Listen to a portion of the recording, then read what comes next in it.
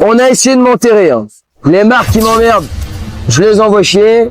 Les créateurs de contenu qui me crachent sur la gueule, je les envoie chier. Salut tout le monde, c'est Diego. Aujourd'hui, je suis au rassemblement GLB organisé par Evan de GLB.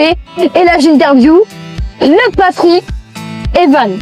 Alors, merci d'avoir accepté cette interview. Eh ben, écoute, merci à toi d'être venu. Je te connaissais pas, je t'ai découvert parce que tu m'as contacté. Et j'ai trouvé ton parcours amusant. Mais comme je disais à ton papa juste avant, je me suis dit, enfin moi je suis confronté au réseau et ça m'a fait un peu peur pour toi. Et quand j'ai compris que papa était derrière, je me suis dit, ça c'est bien. Est-ce que tu peux nous faire une petite présentation de toi, ton contenu, et depuis combien de temps tu fais ça? Alors, mon parcours est un peu bizarre. J'ai démarré ma première vidéo en 2015 ou 2016. Et en fait, c'est venu d'un truc tout bête. J'ai perdu mon permis de conduire parce que j'ai été un mauvais élève sur la route. Et je me suis retrouvé bloqué chez moi sans permis. J'ai perdu mon boulot. C'était une période assez noire. Et je bricolais les voitures. Et j'avais des amis qui avaient des Porsche. Et j'entretenais des Porsche des amis. Voilà. Et ma femme m'a dit, partage ce que tu fais. Peut-être que ça va plaire aux gens. Ça va occuper tes journées. Et puis j'ai fait une vidéo et ça a été une catastrophe parce que j'étais pas à l'aise. J'aimais pas ça, rien.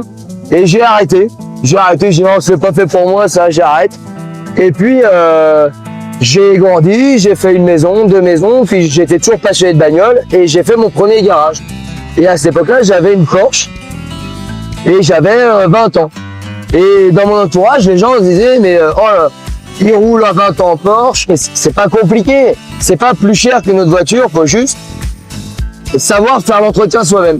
Et donc, je me suis dit, quand j'aurai mon premier garage, je vais essayer de casser ce mythe en disant aux gens que si tu es prêt à salir tes mains, tu peux t'acheter toi aussi une belle voiture.